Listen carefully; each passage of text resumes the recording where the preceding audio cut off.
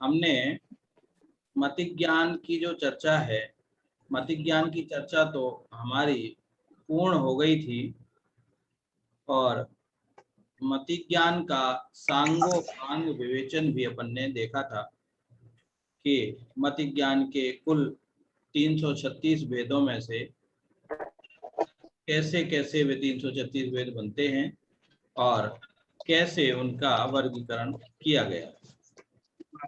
कल हमने देखा था जो श्रुतक ज्ञान है, श्रुतक ज्ञान की परिभाषा अपन ने देखी थी। प्रेम जी, श्रुतक ज्ञान किसे कहते हैं?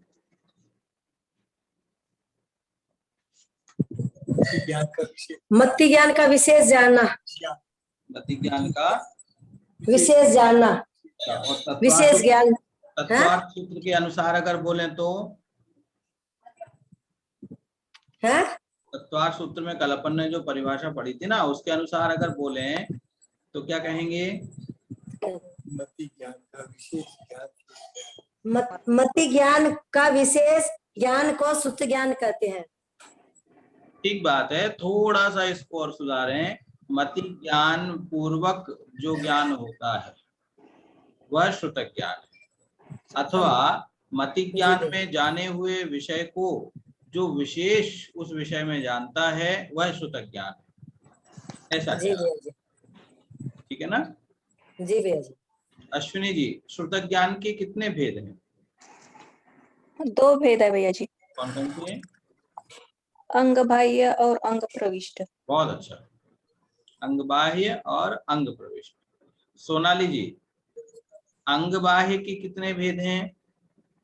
अंग बाह्य के अनेक भेद हैं भैया जी। अनेक भेद। मंजुला सेठी जी, अंग प्रविष्ट के कितने भेद हैं? 12 भेद भैया जी। 12 भेद हैं। बहुत अच्छे। 12 भेद कौन से? नाम याद है क्या? नाम बोल सकते हैं।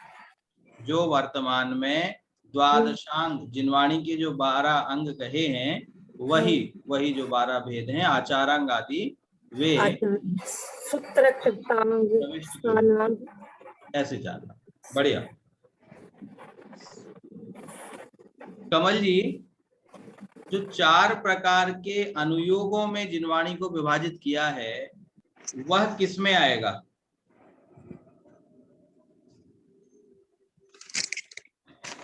अंग प्रविष्ट में। अंग प्रविष्ट में कैसे? अंग प्रविष्ट जो ज्ञान है वो दिव्य ध्वनि के द्वारा जो सुना गया है उसको आचार्यों ने जिन ग्रंथों में लिखा है वे ग्रंथ सारे चारों अनुयोगों में विभाजित है, उस हिसाब से ये अंग प्रविष्ट है। सबसे पहले ये विभाजन किसने किया? सबसे पहले गौतम स्वामी, या मतलब गणधर। गौतम गणधर ने नहीं किया। भगवान के द्वारा जिन आचार्यों को ये सुनने को मिला, जिन्होंने इसे ग्रहण किया, सबसे पहले उनके पास। नहीं, द्वादशांग के बारे में नहीं पूछा, मैं पूछ रहा हूँ जो 4 अनुयोग हैं द्वादशांग का, इन 4 अनुयोगों में विभाजन किसने किया? कौन बताएंगे? जी, तटखंडागम अध्यक्ष जी, आप क्या कह रहे हैं? समंत भद्र स्वामी। बहुत अच्छा। सबसे पहले आचार्य समंत भद्र स्वामी ने विभाजन किया इसका। अपन ने रत्न श्राप का 4 में पढ़ा ना, प्रथमानुयोग, कर्णानुयोग, चरणानुयोग और द्रव्यानुयोग। 12 अंगों रूप जो जिनवाणी का विभाजन है यह तो गणधर करते हैं, ठीक है ना? और आप देखो, आवाज थोड़ी क्लियर नहीं आ रही है? आवाज क्लियर नहीं आ रही, थोड़ी आवाज क्लियर नहीं आ रही है। आवाज साफ नहीं? क्लियर आवाज आ रही है, कल नहीं आती है, बहुत अच्छी आवाज आ रही है। आ रही है आवाज, समझ में आ रही है। थोड़ा नेटवर्क की दिक्कत हो सकती है, नेटवर्क के कारण कई बार ऐसी दिक्कत हो जाती है। तो मैं ये कह रहा था, जो 12 अंग रूप जिनवाणी है वह 12 अंग रूप तो जो द्वादशांग है वह तो गणधरों के द्वारा निर्मित किए जाते हैं।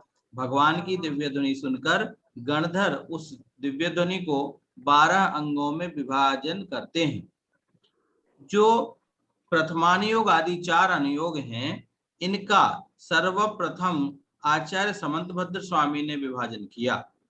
उनसे पहले यह विभाजन शास्त्रों में नहीं मिलता। सर्वप्रथम आचार्य समंतभद्र स्वामी ने इन 4 अनुयोग रूप यह विभाजन किया है, यह अपन को ध्यान रखना है। भद्रभाव तो स्वामी अंग बाह्य हुए है ना, वैसे हैं? अंग बाह्य हुए है ये। हाँ, मूल अंग नहीं है, मूल अंग तो नहीं है ये, तो अंग बाह्य है, लेकिन विषय इनका जो है ना, विषय इनका जो अंगों का ही अंश मात्र ज्ञान है, इसलिए अंग बाह्य ही कहेंगे इनको। अंग प्रविष्ट तो द्वादशांग रूप ज्ञान ही होता है। अपने जो भी ग्रंथ है सब अंग बाह्य हैं। ग्रंथों की रचना होने के बाद में वो अंग बाह्य कहलाए। ये अंग बाह्य हैं। अंग बाह्य है, ग्रंथों की रचना होने के बाद में। हाँ, संदीप जी हाथ उठाए। हाँ, पंडित साहब ने आचार्य समंतभद्र स्वामी के पहले आचार्य कुंकुमदेव स्वामी हुए और भी आचार्य हुए, पूज्यपाद स्वामी, उन सब के जो ग्रंथों की रचना करी, तो आचार्य समंत स्वामी ने फिर उस अनुयोगों में लिया गया। उन्होंने 4 अनुयोगों की रचना डिवाइडेशन करा। रचना तो सबने करी। आचार्य कुंद स्वामी ने द्रव्यानुयोग की मुख्यता से रचना करी, और भी परवर्ती आचार्यों ने बड़े बड़े शास्त्रों की रचना की। लेकिन कौन से शास्त्र, जैसे कथा कहानी आदि जो पूर्व 63 शलाका पुरुष आदि के जीवन चरित्र जिसमें पाए जाते हैं, वे प्रथमानुयोग हैं। जिसमें तो जैसे आचार्य गुणवंत स्वामी पहले हुए थे, आचार्य कुंकुम देव पहले हुए थे, समंतभद्र आचार्य के पहले, तो उनके द्वारा रचित जो ग्रंथ थे, उनको फिर आचार्य समंतभद्र स्वामी ने अनुयोग के अनुसार डिवाइडेशन करा गया। उन ग्रंथों को नहीं किया, देखो पर्टिकुलर ग्रंथों का नाम लेके नहीं किया। उन्होंने कहा ऐसे ग्रंथ जिनमें इस प्रकार का वर्णन है, वे इस अनुयोग में आते हैं। किसी ग्रंथ का नाम लेके नहीं किया, ग्रंथ का नाम लेके नहीं और अगर देखा जाए तो जो द्वादशांग है, इनमें भी इन चारों प्रकार का, चारों अनुयोगों का ज्ञान ही तो है। जी जी, ठीक है ना। किसी अंग में कोई प्रकार की मुख्यता है, किसी में कोई प्रकार की मुख्यता है। इस प्रकार से ये चारों अंगों का जो ज्ञान है, चारों अनुयोगों का जो ज्ञान है, यह समंतभद्राचार्य की देन है, ऐसा हमें जानना चाहिए। तो हमने ये भैया जी 12 अंग रूपी जिनवाणी का क्या बोला, एक बार वापस बोलिए। 4 अनुयोग का विभाजित तो आचार्य समंतभद्र ने किया। दूसरा क्या बोला था आपने, 12 अंग रूप जिनवाणी गंधर्वों के द्वारा? तो गणधरों ने अंगों की रचना की है ना। जो जिनवाणी होती है द्वादशांग रूप, गणधर भगवान तीर्थंकर की दिव्य ध्वनि सुनकर फिर 12 अंगों की रचना करते हैं। ठीक हुआ। तो ऐसे हमने श्रुतक ज्ञान की चर्चा की थी। अब हम देखेंगे आज जो अवधि ज्ञान है, अवधि ज्ञान की चर्चा अपन आज करते हैं। अवधि ज्ञान किसे कहते हैं? तो अवधि ज्ञान, देखो जो पूर्व में 2 ज्ञान थे, वे 2 ज्ञान तो परोक्ष ज्ञान थे। परोक्ष क्यों थे? क्योंकि 5 इंद्रियों और मन की सहायता से होने वाले ज्ञान थे, इसलिए वे परोक्ष ज्ञान थे। यहाँ पर लिखा इन्होंने, यहाँ पर परोक्ष प्रमाण का कथन समाप्त हुआ। अब प्रत्यक्ष प्रमाण का वर्णन करते हुए सबसे प्रथम अवधि ज्ञान का कथन करते हैं। अवधि ज्ञान के 2 भेद हैं, भव प्रत्यय और क्षय उपशम निमित्त। क्षय उपशम निमित्त का दूसरा नाम गुण प्रत्यय भी है। ठीक है ना। तो अवधि ज्ञान 2 प्रकार का होता है, भव प्रत्यय और क्षय उपशम निमित्त अर्थात गुण प्रत्यय। अवधि ज्ञान किसे कहते हैं, कौन बताएगा? तारिका जी। द्रव्य क्षेत्र काल भाव की मर्यादा को मतलब लेकर के जानता है। वस्तु को किसको जानता? कौन सी वस्तुओं को? रूपी पदार्थ। रूपी पदार्थों। अवधि ज्ञान का जो विषय है वह रूपी पदार्थों में। तो द्रव्य क्षेत्र काल भाव की मर्यादा के अपेक्षा जो रूपी पदार्थों का ज्ञान करता है वह अवधि ज्ञान। भूतकाल संबंधी इंद्रिय और मन की सहायता के बगैर है, इंद्रिय और मन की सहायता के बगैर प्रत्यक्ष रूप से। इंद्रिय मन की सहायता तो है ही, वहां तो भाई प्रत्यक्ष ज्ञान की चर्चा है, तो इंद्रिय मन की सहायता तो वैसे ही नहीं होगी, ठीक है ना। तो भूतकाल संबंधी, भविष्य काल संबंधी और वर्तमान काल संबंधी तीनों कालों की वस्तुओं को द्रव्य, क्षेत्र, काल, भाव की अपेक्षा इनकी मर्यादा से जो रूपी पदार्थों को जानता है वह अवधि ज्ञान कहलाता है। सामान्य भाषा में कहें तो अवधि ज्ञान क्या है? अवधि ज्ञान है, किसी ने पूछा महाराज मैं पूर्व भाव में क्या था, मैं अगले भाव में क्या बनूंगा, ये सारा जो ज्ञान है यह अवधि ज्ञान का विषय होता है। अवधि ज्ञानी बता देंगे आप पिछले भाव में ये थे, इसलिए आप इस भाव में ये बने हो, और इस प्रकार से ये कर्म करके अगले भाव में आप ये बनोगे। तो ये सारी जो चर्चाएं हैं, ये जिस ज्ञान के द्वारा जाना जाता है वह अवधि ज्ञान कहलाता है। ठीक हो गया। प्रथमानुयोग में हम जितने भी उदाहरण देखते हैं जहां महाराज, आचार्य आदि, कोई राजा महाराजा पहुंचते हैं, महाराज इस प्रकार की समस्या है, महाराज ये है, मुझे इतने दुख प्राप्त हो रहे हैं, क्यों प्राप्त हो रहे हैं, तो ऐसी समस्या जब वे महाराज अपने अवधि ज्ञान से जानकर फिर उनका समाधान करते हैं कि तुमने इस प्रकार के कर्म किए जिनके कारण तुम यहाँ ऐसे परेशान हो रहे हो। तो ये सारा जो विषय है यह अवधि ज्ञान का विषय है। अवधि ज्ञान जैसे अभी संदीप जी ने बताया, पांचों इंद्रियों और मन से नहीं जाना जाता। तो अवधि ज्ञान कैसे जानता है अवधि ज्ञानी? अवधि ज्ञानी आत्मा से जानता है, आत्म प्रदेशों से जानता है, इसलिए उसको प्रत्यक्ष ज्ञान कहा, क्योंकि पांच इंद्रिय मन की सहायता से नहीं जानने के कारण वह प्रत्यक्ष ज्ञान कहा जाता है। तो ऐसा यह जो अवधि ज्ञान है दो प्रकार का है। उनमें से जो पहला है, उनमें से प्रथम भव प्रत्यय अवधि ज्ञान के स्वामी बतलाते हैं। भव प्रत्यय अवधि ज्ञान किसको होता है यह बताते हैं। आइए सूत्र नंबर 21, भव प्रत्ययो वधिर देव नारकाणाम। भव प्रत्ययो भव प्रत्ययो देव नार, भव प्रत्ययो वधिर देव नारकाणाम।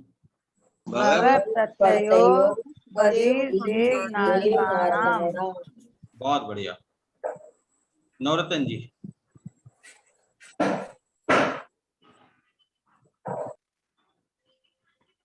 भाव प्रत्यो बढ़िया बीना जी। भव प्रत्ययो वधि देव नारकाणाम। बहुत बढ़िया सुनीता जी। भव प्रत्ययो वर्धित देव नारकाणाम।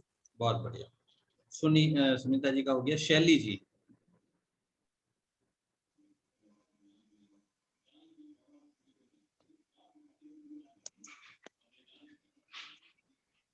शैली जी बोलेंगे। रंजू जी। भव प्रत्ययो वधिर देव नारकाणाम। भव प्रत्ययो वर्धिर देव नारकाणाम। वर्धिर नहीं वधिर। वर्धिर वधिर वधिर देव नारकाणाम। बढ़िया अश्विनी जी। भव प्रत्ययो वधिर देव नारकाणाम। बहुत अच्छा रेणु जी। भव प्रत्ययो वधिर देव नारकाणाम। सरल है सूत्र। इस सूत्र के माध्यम से जो प्रथम अवधि ज्ञान है, अवधि ज्ञान के दो भेद, भव प्रत्यय और गुण प्रत्यय। देखिए समझेंगे अपन इसको। भव प्रत्यय अवधि ज्ञान किसे कहते हैं? भव प्रत्यय अर्थात देखो प्रत्यय कहाँ लगते हैं, दो शब्द आते हैं उपसर्ग और प्रत्यय। उपसर्ग किसे कहते हैं? ये 7वीं 8वीं कक्षा का प्रश्न है। उपसर्ग किसे कहते हैं? जो वाक्य के प्रारंभ में लगते हैं वे उपसर्ग कहलाते हैं। और प्रत्यय किसे कहते हैं? जो शब्द के अंत में लगते हैं वे प्रत्यय कहलाते हैं। ठीक है ना। तो प्रत्यय अर्थात जो पीछे लगता है। ऐसे ही भव प्रत्यय जो भव के साथ अर्थात उस भव की, इस जन्म की ऐसी व्यवस्था है कि वहां जो भी जन्म लेगा उसको वह अवधि ज्ञान मिलेगा ही मिलेगा। तो ऐसे भव ही है कारण जिसमें, भव प्रत्यय अर्थात भव ही है कारण जिसमें ऐसा, भव अर्थात जन्म, संसार, जो जन्म जो पर्याय है, भव ही है पर्याय ही है कारण जिसमें वह भव प्रत्यय कहलाता है।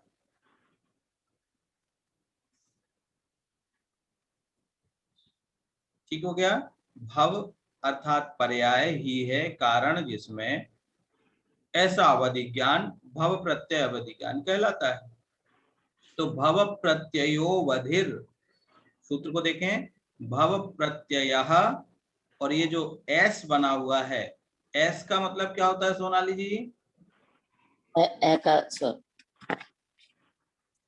क्या कहते हैं इसको सुनीला जी, क्या कहते हैं इसको?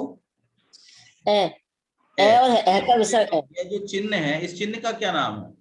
चिन्ह का ऐसे दो विसर्ग लग के है थोड़ा जी विनय भैया, दो बिंदु आती है तब तो है, और एस आता है तब है। अलग विनय भैया, अवग्रह, ये अवग्रह का चिन्ह है, ठीक है ना। अवग्रह से तात्पर्य क्या है? अवग्रह से तात्पर्य है इस सूत्र को जब हम बोलेंगे तो भव प्रत्ययो ऐसा बोल के अवधिर नहीं बोला जाएगा, वहां बोला जाएगा वधिर। कहने का मतलब है एस ऐसा बनाने से यहाँ पर जब अर्थ किया जाएगा तो अ निकलेगा, और जब उच्चारण किया जाएगा तो उच्चारण में आ नहीं आएगा, इसलिए यह निशान बनाया जाता है, इसको कहते हैं अवग्रह का चिन्ह। ठीक हो गया। तो यहाँ हुआ भव प्रत्यय अर्थात पर्याय, भव ही है कारण जिसमें ऐसा अवधि, अवधि ज्ञान देव नारकाणाम, देवों के और नारकियों के होता है। संधि विच्छेद ठीक है। भव प्रत्ययो, भव ही है कारण जिसमें, पर्याय ही है कारण जिसमें ऐसा अवधि, अवधि में विसर्ग कहां से आया? द के ऊपर जो रेफ है, इस रेफ से अवधि हो गया, तो अवधि अर्थात अवधि ज्ञान। तो भव प्रत्यय नाम का अवधि ज्ञान देव नारकाणाम, देवों और नारकियों के होता है। देवों और नारकियों के होता है, क्या मतलब निकला?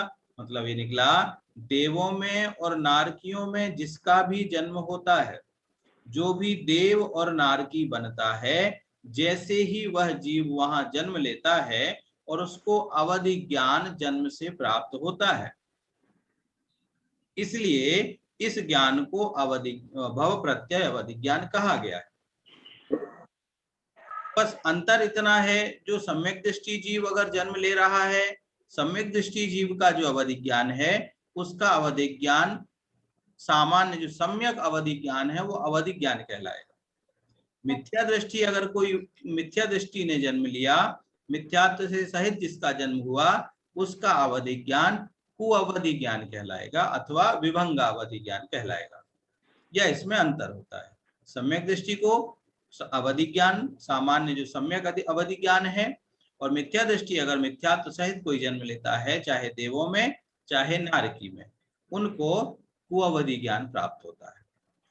कुअवधि ज्ञान किसे कहते हैं? भैया जी, जी भैया जी, जो नरक में नारक जीव हैं, तो उनके जो ज्ञान होता है, तो उनके तो कुअवधि होगा, चाहे वो सम्यक दृष्टि हो चाहे वो कोई भी हो, क्योंकि नरक में सम्यक दर्शन तो है। सम्यक दर्शन है, अगर सम्यक दर्शन है तो अवधि ज्ञान, और अगर मिथ्या दर्शन है तो अवधि। तो नारकी के तो कुअवधि ज्ञान ही मानते हैं अपन। सभी नारकियों के कुअवधि नहीं होता। अच्छा, जो सम्यक दर्शन से स्थित है उसके कुअवधि नहीं होता, सिर्फ जो मिथ्या तो मतलब अवधि ज्ञान में नरकतियों का नरकति फिर दोनों भेद पाए जाएंगे, नरकति के जीवों के दोनों भेद पाए जाएंगे क्या? हाँ, सम्यक दृष्टि भी होते हैं, मिथ्या दृष्टि भी होते हैं नरक में। नहीं होते तो हैं, लेकिन उनका जो अवधि ज्ञान है वो दोनों ज्ञान ही पाए जाएंगे। अवधि ज्ञान दोनों प्रकार का, कुअवधि ज्ञान और अवधि ज्ञान देवों में भी पाए जाते हैं। आप तो नरक का कहते हो, देवों में दोनों प्रकार के होते हैं। जो मिथ्या दृष्टि देव हैं वे विभंगावधि कुअवधि ज्ञान के धारी होते हैं।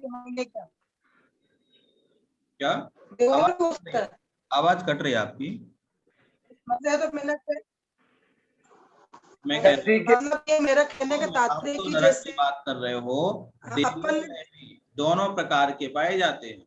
जो मिथ्या दृष्टि देव हैं उनके कुअवधि ज्ञान होता है, और जो सम्यक दृष्टि देव हैं उनके सुअवधि अर्थात अवधि ज्ञान होता है। गति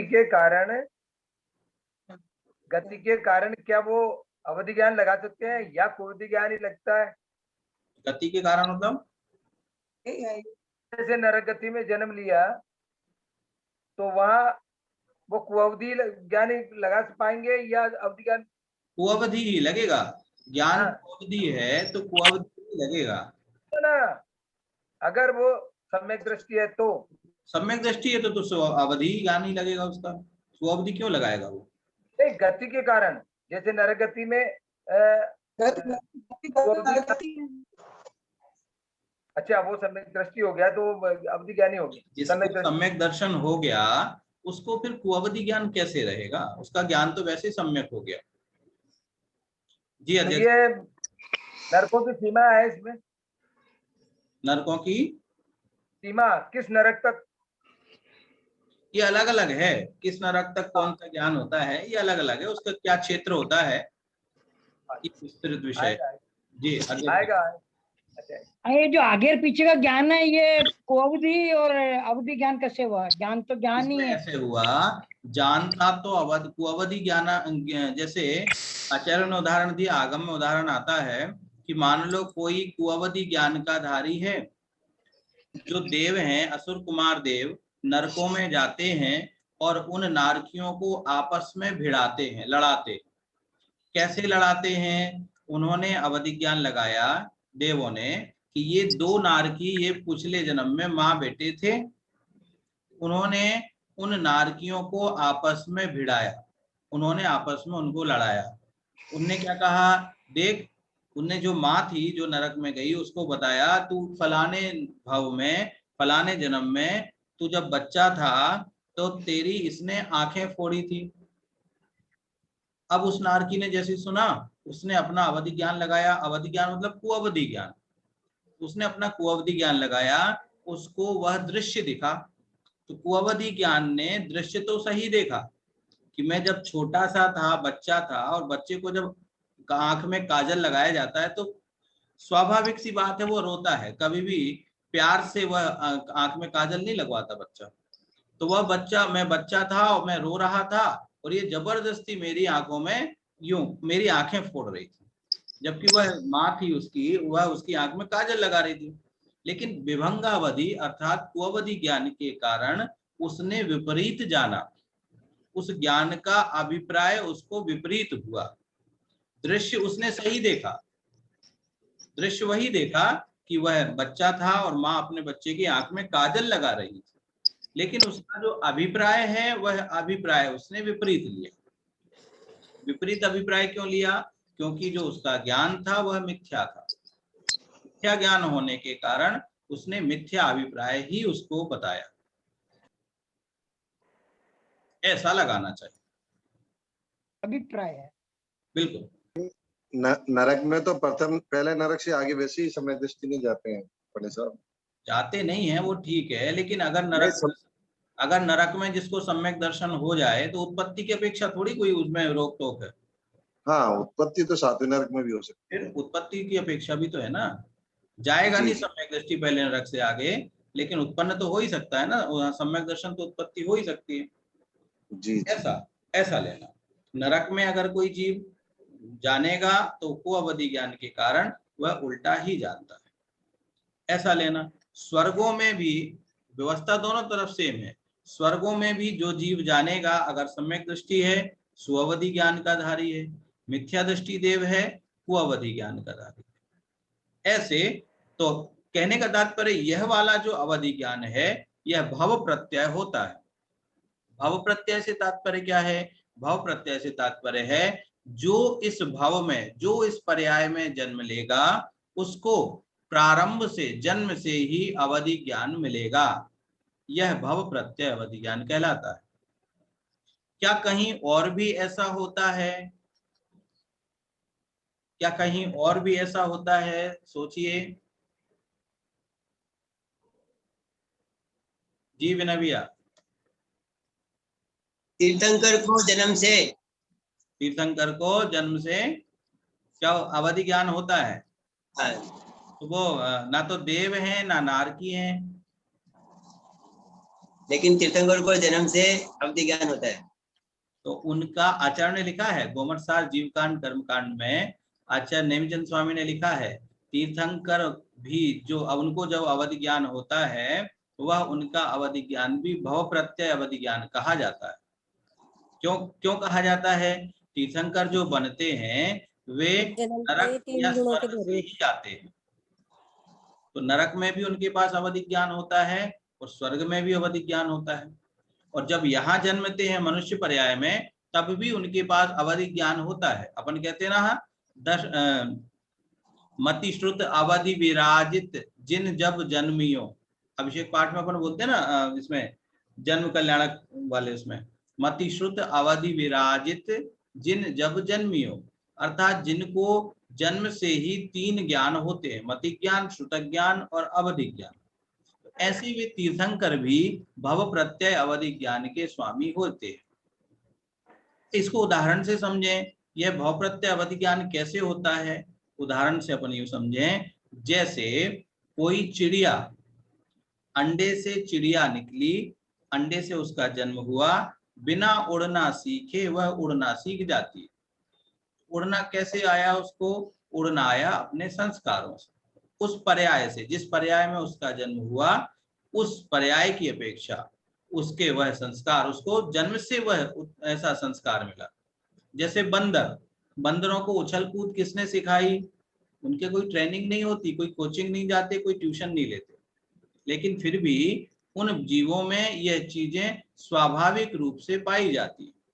तो ऐसे जिन पर्यायों में स्वाभाविक रूप से अवधि ज्ञान जन्म से ही मिलता है वे पर्याय ऐसी देव और नारकी, और अपवाद में तीर्थंकर। तो तीर्थंकर यहाँ क्यों नहीं लिखा? इसलिए नहीं लिखा क्योंकि तीर्थंकर कोई पर्याय नहीं है। जैसे देव और नारकी जो पर्याय है, जन्म है, ऐसा तीर्थंकर कोई पर्याय नहीं है। तीर्थंकर प्रकृति के उदय से तीर्थंकर बनते हैं, इसलिए तीर्थंकर को अलग से नहीं लिखा। लेकिन देव और नारकियों के अलावा तीर्थंकरों को जो अवधि ज्ञान होता है वह भी भव प्रत्यय होता है, ऐसा हमें जानना चाहिए। किन्हीं का कोई प्रश्न हो इस संबंध में तो पूछ सकते हैं। के माता पिता होते हैं, ये भी अवधि ज्ञान होता है क्या? तीर्थंकर के माता होते हैं, ऐसा कहीं लिखा नहीं मिला। तीर्थंकरों का तो है, तीर्थंकरों के बारे में तो मिलता है कि तीर्थंकर जन्म से ही 3 ज्ञान के धारी होते हैं, लेकिन उनके माता पिता होते ही होता हो उनको, उसमें कोई आपत्ति नहीं, लेकिन नियम नहीं है कि उनको जन्म से ही अवधि ज्ञान प्राप्त हो, ऐसा कोई नियम नहीं है। ऐसा उनके तीर्थंकर के गर्भ में आने से पहले से ही हो जाता होगा अवधि ज्ञान? नहीं, ऐसा कहीं उल्लेख नहीं मिला।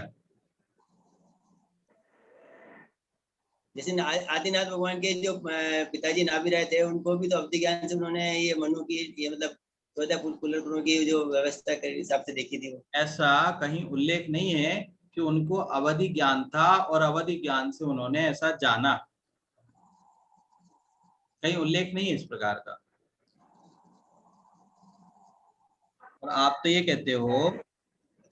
कहते हो जो आगे एक और सूत्र आएगा उसमें जो मनुष्यों को और तिरंचों को शेषाणाम करके उन्होंने लिखा है कि शेष जीवों को गुण प्रत्यय अवधि ज्ञान होता है। तो आप तो ये कहते हो मनुष्यों का तो हमने उदाहरण पढ़ा है, नारकियों का और देवों का उदाहरण पढ़ा है, तिरंचों का भी आगम में कहीं उदाहरण नहीं मिलता कि तिरंचों को अवधि ज्ञान हुआ या उस तिरंच ने अवधि ज्ञान से ऐसा जाना। आगम में कहीं उल्लेख, ऐसा उदाहरण नहीं है। उल्लेख तो है कि तिरंचों को भी हो सकता है, पर कहीं उदाहरण प्रथमानुयोग में पढ़ने में नहीं आता।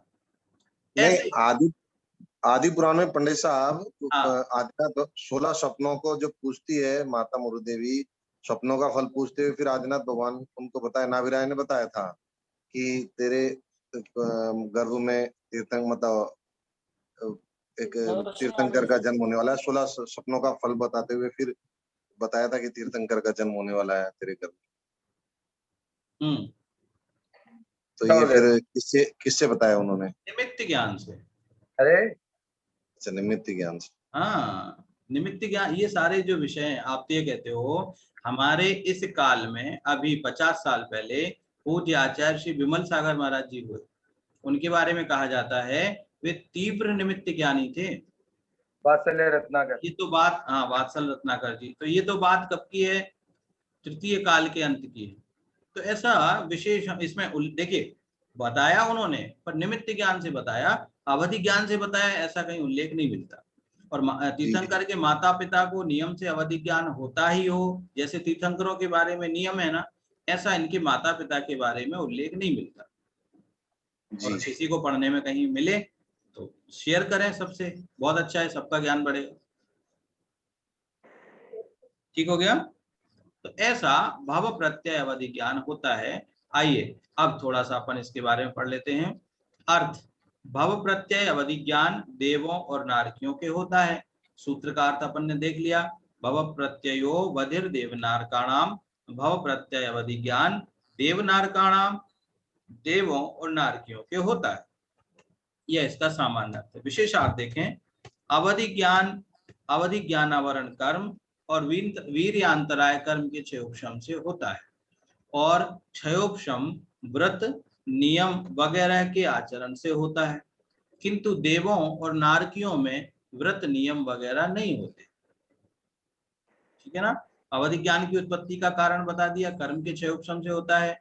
और जो कर्म के क्षयोपशम अर्थात कम ज्यादा जो प्राप्ति होती है वो नियम व्रत आदि से होती है, और देवों में सभी नहीं पाए जाते। अतः उनमें देव और नारकी का भाव पाना ही क्षयोपशम के होने में कारण होता है। मतलब देव बन गए इतना मात्र काफी है, उनको अवधि ज्ञान मिल जाएगा। नारकी बन गए, नरक में जन्म हो गया, तो उनको अवधि ज्ञान की प्राप्ति हो जाएगी।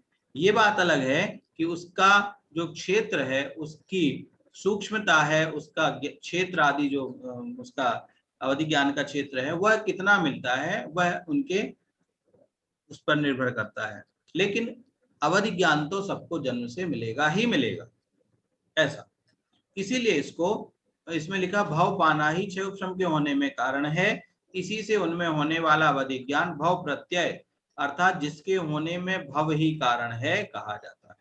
अर्थात जो देव और नारकियों में जन्म लेता है उसके अवधि ज्ञानावरण कर्म का क्षयोपशम हो ही जाता है। अतः वहां क्षयोपशम के होने में भव ही मुख्य कारण है। इसलिए भव अर्थात पर्याय जो जन्म है, इस कारण से इनका जो अवधि ज्ञान है उसको भव प्रत्यय कहा। इतना विशेष है कि सम्यक दृष्टियों के अवधि ज्ञान होता है और मिथ्या दृष्टियों के कुअवधि ज्ञान होता है। बस ये अंतर है दोनों में। मिथ्या दृष्टि देव होंगे, जैसे भवनत्रिक आदि में कोई मिथ्या दृष्टि देव हैं तो इनको विभंगावधि अथवा कुअवधि ज्ञान होगा, और सम्यक दृष्टि देव हैं तो उनको अवधि ज्ञान होगा। यही नरकों में लगाना, बस इतना अंतर है, लेकिन होगा सबको, यह नियम है। इसीलिए इस अवधि ज्ञान को भव प्रत्यय कहा। ठीक हो गया? किन्हीं का कोई प्रश्न हो तो पूछें। ठीक है। अब जो दूसरा अवधि ज्ञान है, दूसरे अवधि ज्ञान का नाम है गुण प्रत्यय। गुण प्रत्यय अवधि ज्ञान अर्थात जो गुणों से प्राप्त होता है, इसका दूसरा नाम है क्षयोपशम निमित्तक। क्षयोपशम निमित्तक जो अवधि ज्ञान है, अब उसके बारे में बताते हैं। वह क्षयोपशम निमित्तक अवधि ज्ञान कैसे होता है, तो यह बताने के लिए अगला सूत्र कहते हैं। आइए देखते हैं सूत्र नंबर 22। क्षयोपशम निमित्तः षड् विकल्पः शेषाणाम। क्षयोपशम निमित्तः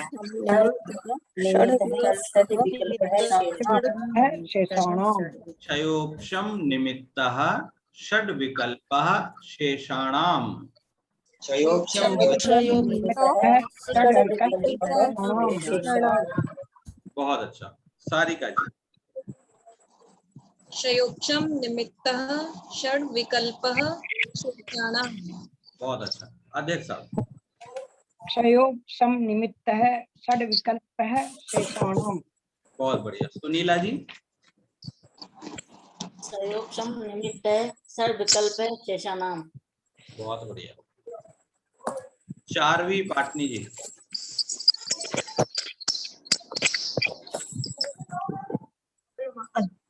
क्षयोपशम निमित्तः षट विकल्पः शेषाण। बहुत अच्छा। मोनी जी।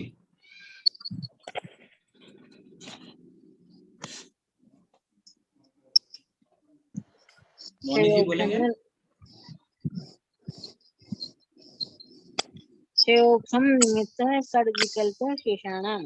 बहुत बढ़िया। मंजू जी। क्षयोक्षम निमित्तः षड विकल्पः शेषाणाम्। बहुत बढ़िया। वाणी छाबड़ा जी। क्षयोक्षम निमित्तः षड विकल्पः शेषाणाम्। बहुत अच्छा। हीरा जी।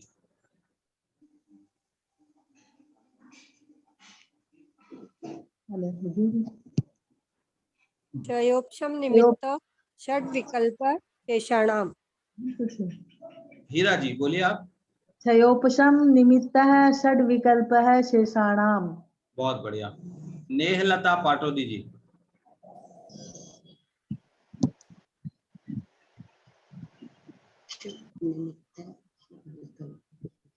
चलिए सुनीता सेठी जी। क्षयोक्षम निमित्तः षड विकल्पः शेषाणाम्। बहुत बढ़िया। आभा जी।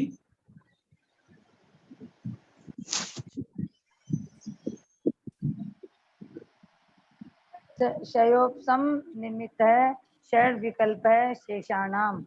बहुत अच्छा। और कोई रह गए हैं बोलने के लिए जिनसे एक भी सूत्र नहीं पूछा उच्चारण में, एक बार भी उच्चारण नहीं। क्षयोक्षम निमित्तः षड विकल्पः शेषाणाम्। बहुत अच्छा। मैं बोलूं भैया जी? बोलिए। क्षयोपशम निमित्तः षट विकल्पः शेषाणाम्। बढ़िया। कमल जी। क्षयोक्षम निमित्तः षड विकल्पः शेषाणाम्। बहुत अच्छा। चलिए तो अब जो दूसरा भेद है अवधि ज्ञान का वह कौन सा है? क्षयोपशम निमित्तिक। क्षयोपशम निमित्तिक अथवा गुण प्रत्यय, इसका दूसरा नाम है गुण प्रत्यय। तो इसको कहेंगे ये क्षयोपशम निमित्तिक अवधि ज्ञान भी है और गुण प्रत्यय भी है, एक ही नाम। क्षयोपशम के निमित्त से जो प्राप्त होता है, सूत्र का अर्थ देखेंगे। क्षयोपशम निमित्तः, जो ज्ञान क्षयोपशम के निमित्त, क्षयोपशम के कारण प्राप्त होता है, वह गुण प्रत्यय अवधि ज्ञान कहलाता है। देखो एक छोटे से सूत्र में कितनी बात लिख दी। पहला तो परिभाषा, क्या परिभाषा है? क्षयोपशम निमित्तः, अर्थात गुण प्रत्यय अवधि ज्ञान क्षयोपशम निमित्तिक होता है। क्षयोपशम निमित्त से अर्थात है पुण्य प्रकृतियों के उदय से मिलता है, जो अवधि ज्ञानावरण कर्म का जो देशघाती स्पर्धक हैं उनके कारण मिलता है। ऐसा वह जो अवधि ज्ञानावरण कर्म के क्षयोपशम से जो प्राप्त होता है वह क्षयोपशम निमित्त, क्षयोपशम निमित्तिक अवधि ज्ञान है। कितने भेद होते हैं? षड विकल्प, वह 6 विकल्प वाला है, 6 भेद वाला है। इसमें 3 बातें कही। पहली बात तो क्षयोपशम निमित्त जो दूसरा अवधि ज्ञान है वह कैसे होता है? क्षयोपशम निमित्त, वो क्षयोपशम के निमित्त से होता है। कितने भेद वाला होता है? षड विकल्प, 6 भेद वाला होता है। किनके होता है? शेषाणाम, शेष जीवों के होता है। ठीक हो गया? क्या? क्षयोपशम निमित्तिक अवधि ज्ञान, कितने भेद? षड विकल्प, किनके होता है? शेषाणाम, शेष जीवों के होता है। ठीक हो गया? प्रेम जी, गतियां कितनी होती हैं? 4 होती है। कौन कौन सी? नरगति, देवगति, मनुष्य गति, तिरस गति। और अगर अपन इसको लाइन से बोले तो? लाइन से नरगति, मनुष्य गति, देवगति, नहीं नरगति, तिरस गति, मनुष्य गति और देवगति। बहुत अच्छा, ये इसका क्रम। तो क्या 5वीं गति भी होती है? सोनाली जी हाँ, कौन सी? पंचम गति मोक्ष गति भैया जी। अच्छा, तो क्या गति है क्या वो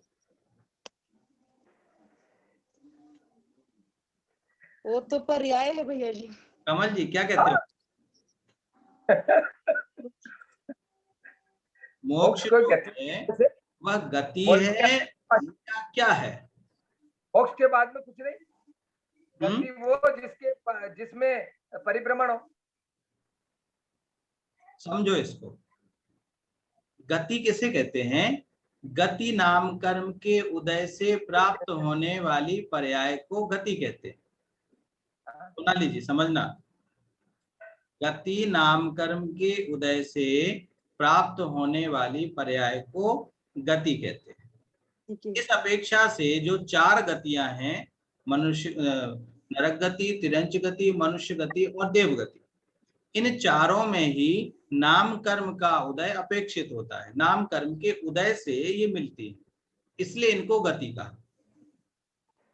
अब जो बात आती है कि सुर नर पशु गति सब मिटे, गति पंचम गति होए, ऐसा कहा जाता है। तो पंचम गति का तात्पर्य क्या है? जो गति है वह तो 4 ही होती हैं, चारों में ही कर्म का उदय होता है नाम कर्म का। 5वीं गति कैसे कहें हम? तो आगम में जो है अपेक्षाकृत कथन मिलता है। यद्यपि वह जो अवस्था है सिद्धावस्था, वह आत्मा की एक अवस्था है, इस अपेक्षा से उसको पंचम गति, पंचम अवस्था कह दिया जाता है। लेकिन गति से अपेक्षाकृत कथन में कोई आपत्ति नहीं है। सोनाली जी आपने गलत नहीं बोला, पंचम गति कहते हैं, लेकिन किस अपेक्षा से कहते हैं ये भी हमें समझना है। आगम से भी ठीक बैठे और तर्क से भी ठीक होना चाहिए। तो जहां आगम की बात कहें तो 4 गतियां जो हैं गति नाम कर्म के उदय से मिलती है, और चारों गतियां ही सांसारिक अवस्था की प्रतीक है। जो 5वीं गति है पंचम अवस्था, वह मोक्ष जो है वह मोक्ष आत्मा की अवस्था के कारण उसको पंचम गति कह दिया जाता है, क्योंकि उस अवस्था में आत्मा है इसलिए। तो ऐसी जो गतियां हैं इनमें से 2 के बारे में तो कहा कि मनुष्य गति और देव गति और नारक गति वालों के भव प्रत्ययावधि ज्ञान होता है। अब बची 2 गतियां, कौन कौन सी गति बची? मनुष्य और तिरंच गति। तो उन्होंने कहा शेषाणाम, शेषाणाम अर्थात अब इनके देव और नारकियों के अलावा जो 2 गतियां बची उन शेष जीवों के अर्थात मनुष्यों के और तिरंचों के क्या होता है? क्षयोपशम निमित्तः, उनके जो अवधि ज्ञान होता है वह क्षयोपशम निमित्तक अथवा गुण प्रत्यय अवधि ज्ञान कहलाता है। तो 5वीं गति आपने आत्मा को बताई, ये वापस रिपीट करिएगा।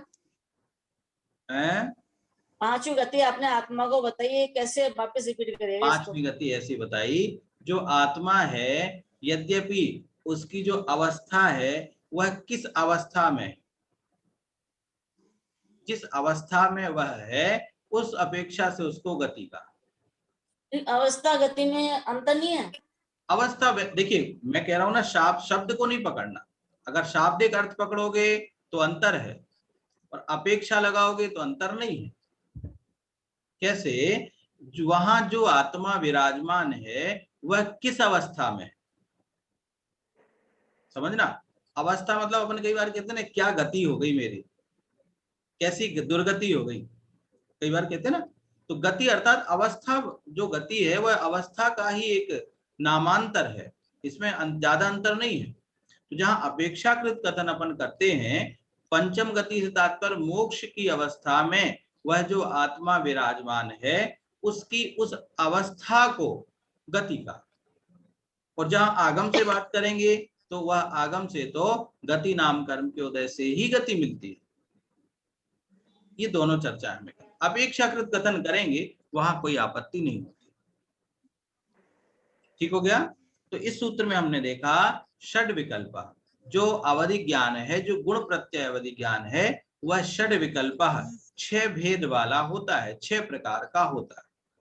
तो सूत्र का अर्थ ठीक हो गया। दूसरा जो भेद है अवधि ज्ञान का क्षयोपशम निमित्त अर्थात गुण प्रत्यय अथवा क्षयोपशम निमित्त जो अवधि ज्ञान है वह शेषाणाम शेष जीवों के होता है। शेष में मनुष्य और तिरंज, इनके वह क्षयोपशम निमित्तिक अवधि ज्ञान होता है।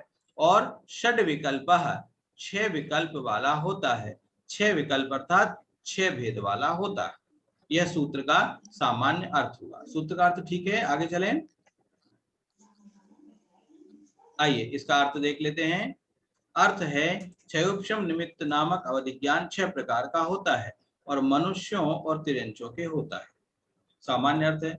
विशेष अर्थ में जो 6 भेद हैं, देखो सूत्र में तो मात्र 6 भेद नाम निर्देश कह दिए कि जो क्षयोपशम निमित्तक अवधि ज्ञान है वह 6 भेद वाला। टीका ग्रंथों में इसके 6 भेदों की चर्चा आई है। अपन विशेषार्थ पढ़ेंगे, इसमें इन 6 भेदों के बारे में बताया है। देखते हैं। अवधि ज्ञानावरण कर्म का क्षयोपशम जिसमें निमित्त है उसे क्षयोपशम निमित्त अवधि ज्ञान कहते हैं। यद्यपि सभी अवधि ज्ञान क्षयोपशम के निमित्त से होते हैं, फिर भी इस अवधि ज्ञान का नाम क्षयोपशम निमित्त इसलिए रखा गया कि इसके होने में क्षयोपशम ही प्रधान कारण है, भाव नहीं। इसी से इसे गुण प्रत्यय भी कहते हैं। ठीक है, ये अवधि ज्ञानावरण कर्म के क्षयोपशम से होता है, इसलिए गुण प्रत्यय है। संदीप जी मेरा प्रश्न, क्या देव और नारकियों में जो अवधि ज्ञानावरण कर्म का क्षयोपशम है वहां उनके नहीं होता क्या? नहीं, अवधि ज्ञानावरण कर्म के क्षयोपशम से भी हो सकता है और बहुप्रत्यय तो ही है, बहु से लेके भी आते हैं। सम्यक दृष्टि क्षयोपशम अवधि ज्ञानावरण कर्म का क्षयोपशम और वीर्यानंतराय क्रम का क्षयोपशम से सम्यक दर्शन अवधि ज्ञान प्राप्त कर सकता है वो।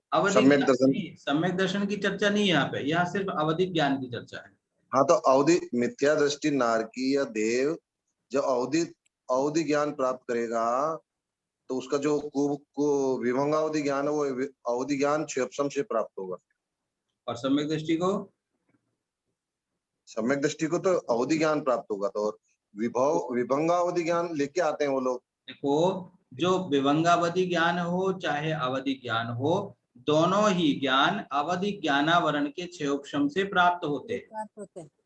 मेरा प्रश्न पूछने का तात्पर्य, मैंने क्यों पूछा है प्रश्न, चाहे अवधि ज्ञान हो चाहे मति ज्ञान हो श्रुतक ज्ञान हो, कोई सा भी ज्ञान हो, सभी तत्संबंधी कर्म के क्षयोपशम से ही प्राप्त होते। ये ध्यान रखना। कहने का तात्पर्य मेरा ये है, देवों और नारकियों में भी अवधि ज्ञानावरण कर्म के क्षयोपशम से वह ज्ञान मिला, तो फिर उसको भव प्रत्यय क्यों कहा? हाँ, तो ये तो मेरा जवाब था पंडित साहब कि वो भाव से तो उस भाव से अगले भाव से लेके आ रहे हैं, पूर्व वाले भाव से लेके आते हैं देव और नारकी और मिथ्या दर्शन में। और सम्यक दर्शन में उनमें क्षयोपशम काम करके अवधि ज्ञान विभंगावधि ज्ञान अवधि ज्ञान में परिवर्तित हो जाता है। पूर्व भाव से लेके आने से मतलब क्या? जरूरी नहीं है ना कि सब लेके आते हो। नहीं, जिसको देव और नारकी बनना होता है वो तो लेके आएगा ना। लेके कैसे? पूर्व भाव में भी था क्या अवधि ज्ञान? पूर्व भाव से मतलब अवधि देव और नारकी में जन्म लेगा तो उसको विभंगावधि ज्ञान या अवधि ज्ञान तो होगा, सम्यक दृष्टि होगा। लेकिन वह तब होगा जब वहां जन्म लेगा। आपने कह रहे हैं पूर्व पर्याय से लेके थोड़ी आ रहा है, वो दूसरे लेके नहीं आएगा। भव प्रत्यय उसको कहा, इस पर्याय में जन्म लेते ही अवधि ज्ञान मिलेगा उसको। संस्कार तो भव है कारण जिसमें, समझना, भव है कारण जिसमें ऐसे अवधि ज्ञान को भव प्रत्यय का। चलो मैं अपनी बात को यहाँ थोड़ा सा संकुचित कर रहा हूं क्योंकि समय भी हो चला है। ध्यान रखना, देवों और नारकियों में जो अवधि ज्ञान है वहां भी क्षयोपशम, जो अवधि ज्ञानावरण कर्म का क्षयोपशम है वहां भी कारण है, और मनुष्यों और तिर्यंचों में भी अवधि ज्ञानावरण कर्म का क्षयोपशम कारण है।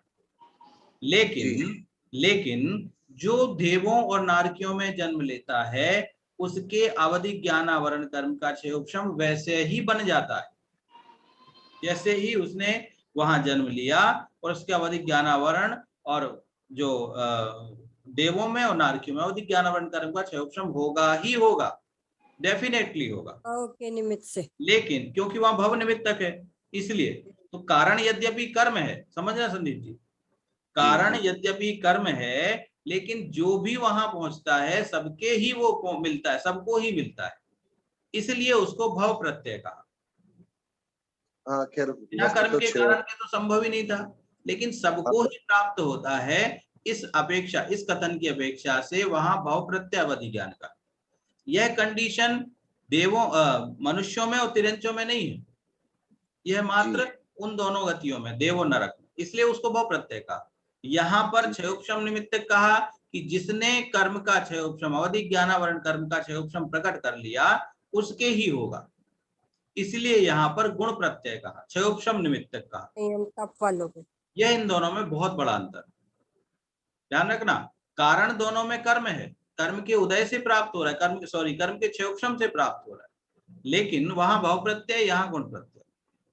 ये अपन को प्रयत्न करना पड़ेगा, वहाँ ऑटोमेटिक है। हाँ, यहाँ पर प्रयत्न करना पड़ेगा, से ही प्राप्त हो रहा है ना, यहाँ प्रयत्न से प्राप्त होगा। ठीक हुआ जी। चलिए तो आइए आगे देखें।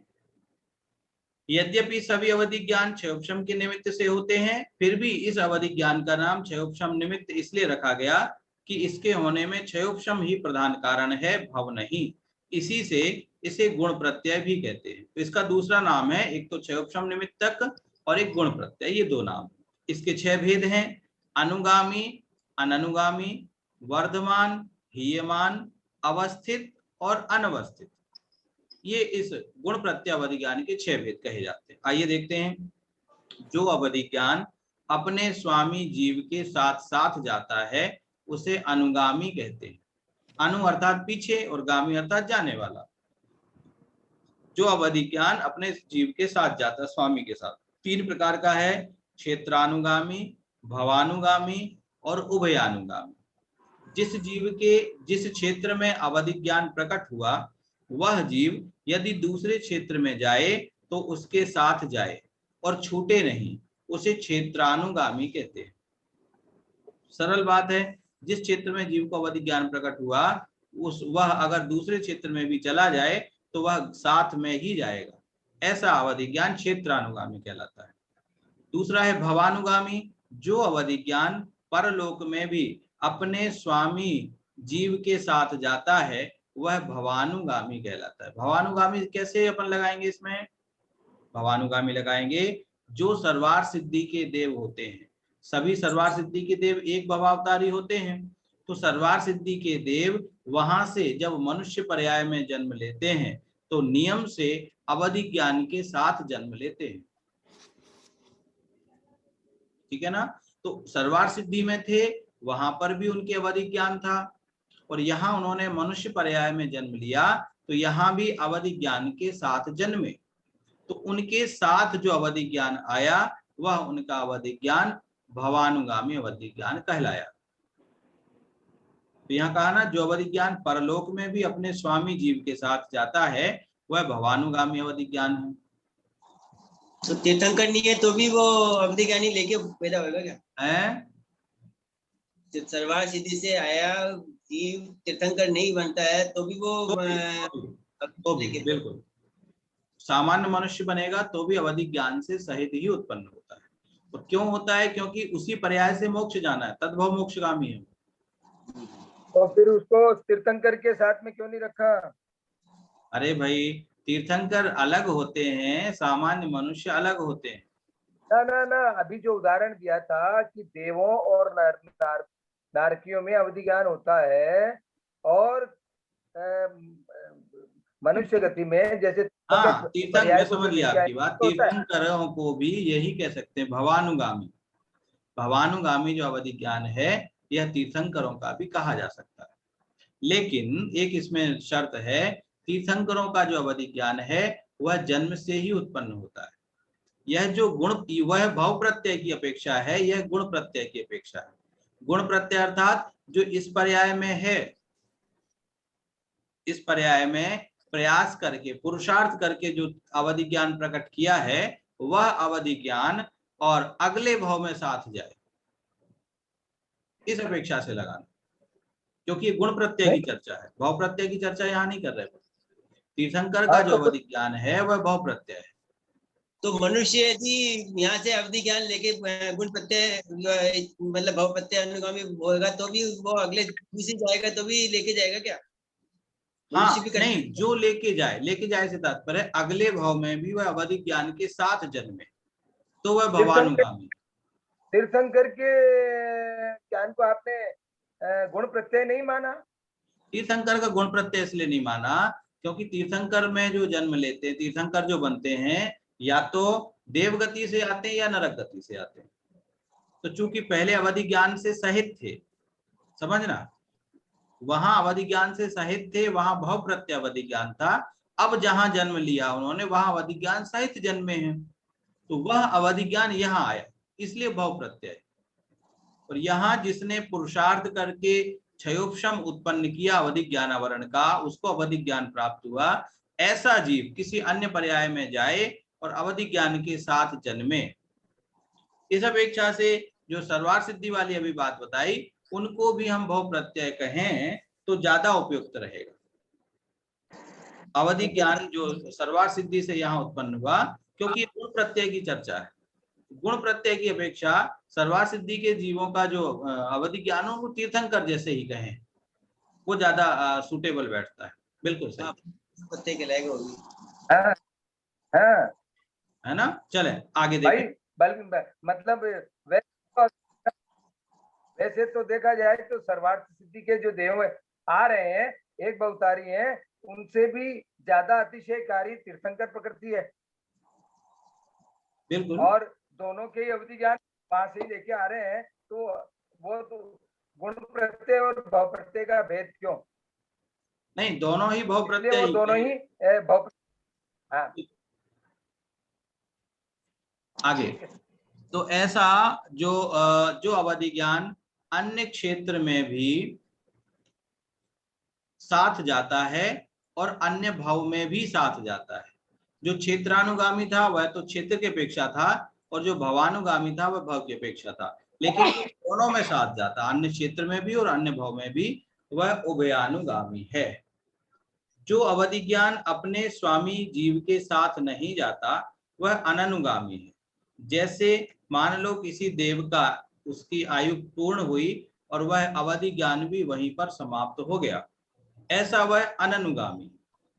इसके भी तीन भेद हैं जो पूर्वोक्त तीन भेदों से उल्टे हैं, अर्थात जो भाव में साथ नहीं जाए वो भव अननुगामी है, क्षेत्र में साथ नहीं जाए जो क्षेत्र अननुगामी है, और जो उभय में साथ ना जाए वह उभय अननुगामी। ऐसे तो अननुगामी होता है। विशुद्ध परिणामों की वृद्धि होने से जो अवधि ज्ञान बढ़ता ही जाता है उसे वर्धमान कहते हैं। संक्लेश परिणामों की वृद्धि होने से जो अवधि ज्ञान घटता ही जाता है उसे हीयमान कहते हैं। अवधि ज्ञान तो उत्पन्न कर लिया क्षयोपशम से, लेकिन विशुद्धतर परिणाम होते जाने से वह अवधि ज्ञान बढ़ता जाता है।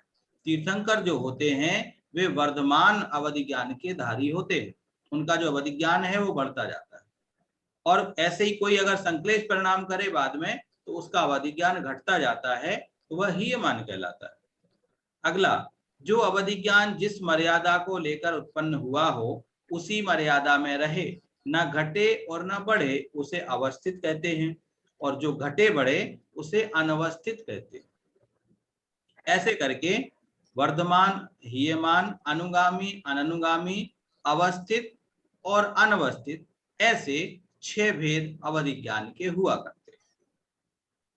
विषय ठीक हो गया? किन्हीं का कोई प्रश्न हो तो पूछें।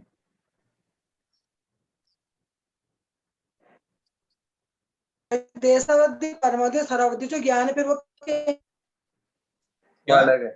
देशावधि, परमावधि वो अवधि ज्ञान के ही भेद हैं। देशावधि, परमावधि और सर्वावधि वो अलग हैं। अच्छा, अलग। तो ये इसमें क्यों नहीं आया अभी? इसमें हुआ क्या? अन्य देशावधि, परमावधि और सर्वावधि ज्ञान के अवधि ज्ञान का यहाँ कथन नहीं हुआ। नहीं, इसमें नहीं है, वो चर्चा अलग है, वो चर्चा अलग है। ये अभी गुण प्रत्यय और भव प्रत्यय की अपेक्षा चर्चा की।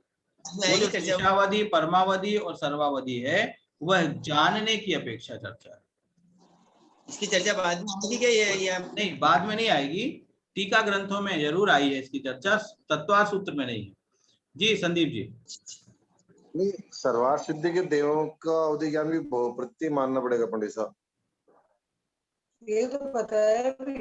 नहीं, वहां पर तो भाव प्रत्यय है, जहां वे उत्पन्न हुए हैं वहां तो भाव प्रत्यय, तो भाव प्रत्यय तो माना अपन ने। जैसे तीर्थंकर का आपने क्षयोपम निमित्त में बताया था इसको। नहीं, बाद में फिर क्लियर हुआ ना, कमल जी ने जब बोला तो भाव प्रत्यय ही तो कहा फिर मैंने उसको। जी जी जी, भाव प्रत्यय तो कहा। तीर्थंकर जो 3 प्रकार के ज्ञान हैं, देशावधि, परमावधि और सर्वावधि। एक बात और बताऊं, मुख्य रूप से आचार्यों ने 2 भेद कहे, राजवार्तिक में 2 भेद ही माने, देशावधि और सर्वावधि, है ना। और कहीं आचार्यों ने 3 भेद भी कहे, देशावधि, परमावधि और सर्वावधि। जो तीर्थंकर आदि को ज्ञान होता है सामान्य, वह देशावधि ज्ञान कहते हैं। तो इसमें लिखा, जो देश का अर्थ सम्यक्त है, संयम का अवयव होने से वह जिस ज्ञान की मर्यादा होता है वह देशावधि ज्ञान है। तो ऐसे तीर्थंकर आदि को जो सामान्य जो उनको होता है वह देशावधि ज्ञान होता है, और जो मनुष्यों को होता है, जो संयमी मनुष्य हैं उनको ही होता है। बहुत विषय इसका विस्तृत है, इसलिए मैं इसमें चर्चा में नहीं ला रहा था। परमावधि की भी बात आई है, सर्वावधि की भी आई है, तो इनका विषय विस्तृत है और थोड़ी सी चर्चा में इनको मैं क्लियर नहीं कर पाऊंगा। तो अपन नहीं हो तो इसकी चर्चा और आने वाले दिनों में करें, तीनों के बारे में वो कर लेंगे। माता जी की जो पुस्तक थी शादवादमती माता जी की, हाँ, तो ऐसा बताया कि भाई देशावधि ज्ञान 4 व्यक्तियों में हो सकता है, और परमावधि और सर्वावधि ज्ञान चरम शरीरी मुनियों को होता है। बिल्कुल ठीक, ऐसा है। ये सर्वावधि चरम शरीरियों के ही होता है, और देशावधि को 4 गतियों में उत्पन्न होने में कोई इसमें समस्या नहीं है। हाँ, तो इसीलिए इसको अगर सब तीनों ये एक जगह देशावधि के 3 भेद किए हैं, जघन्य, उत्कृष्ट, मध्यम, जघन्य। हाँ, उस अपेक्षा से कोई दिक्कत नहीं है। हाँ, ठीक है। तो इस प्रकार से आज हमने एक तो अवधि ज्ञान की चर्चा की। अवधि ज्ञान 2 प्रकार का, भाव प्रत्यय और गुण प्रत्यय। भाव प्रत्यय देवों और नारकियों को होता है, गुण प्रत्यय जो है शेष मनुष्यों और तिरंचों को होता है, और वह जो गुण प्रत्ययावधि ज्ञान है वह 6 वेदों वाला होता है। ऐसी आज अपन ने चर्चा की। आज की चर्चा को यहीं विराम देते हैं। अब परसों सोमवार को अपन पुनः इससे आगे की चर्चा करेंगे। तब तक के लिए द्वादशांग जिनवाणी माता की जय। आइए जिनवाणी की करते हैं। जावाणी के ज्ञान तुझे मस्तक नमो सदा देते हूँ दो, हे जिनवाणी भारती कोई जपो दिन रहे, जो तेरा शरणा लिया, वो पावे सुख चैन।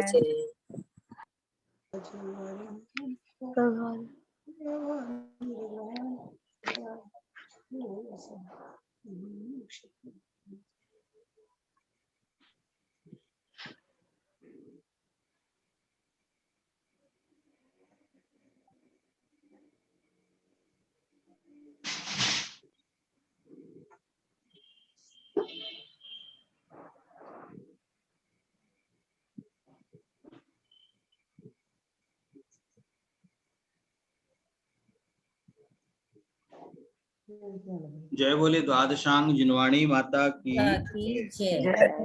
9 करोड़ महामुनिराजों की जय जिने। जय जिनेन, सबको जय जिनेन, सबको जय जिनेन, जय जिनेन, जय जिनेन, जय जिनेन, जय जिनेन, जय जिनेन, जय जिनेन, जय जिनेन, जय जिनेन, जय जिनेन।